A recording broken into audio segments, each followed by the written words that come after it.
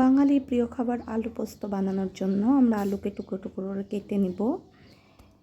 কড়াইয়ে তেল গরম করে নেব।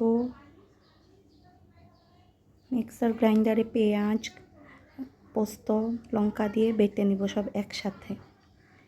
কড়াইয়ে তারপর কালো জিরে দিব। একটু গরম হওয়ার পর শুকনো লঙ্কা, তেজপাতা এক এক করে দিব। তারপর আমরা কাশ্মীরি মির্চের গুঁড়ো দিব। তারপর কেটে রাখা আলুগুলো দিয়ে দিব। নুন, হলদি স্বাদ মতো দিয়ে ভালোভাবে ভেজে নেব। একটু সুন্দরভাবে ভাজা হয়ে গেলে আমরা আলুগুলোকে এক এক করে নামিয়ে নেব।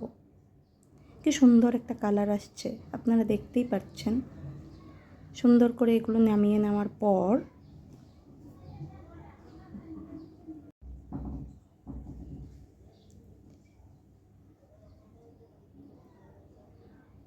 আর একটু তেল দিয়ে দিব, কারণ আমার মনে হচ্ছে তেল একটু কম আছে। এটাতে একটু তেল বেশিই লাগে। কুচি কুচি কেটে রাখা পেঁয়াজগুলি দিয়ে দিব।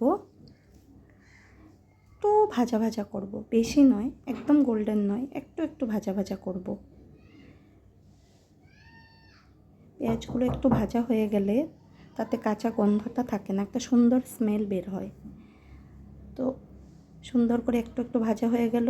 এখন পোস্ত বাটা, পেঁয়াজ বাটা, লঙ্কা বাটাটা দিয়ে দিব। দিয়ে ভালো করে নাড়াবো। অল্প হলুদ, অল্প নুন অবশ্যই দেবেন, কিন্তু মনে রাখবেন আগে আলু ভাজার সময় আমরা হলুদ নুন অলরেডি দিয়েছি, তাই ওই হিসাব করে স্বাদ মতো নুন আর হলদি দেবেন। যখনই পোস্ত বাটাটা একটু একটু তেল ছাড়তে শুরু করবে তখন আলুগুলো দিয়ে দেবেন।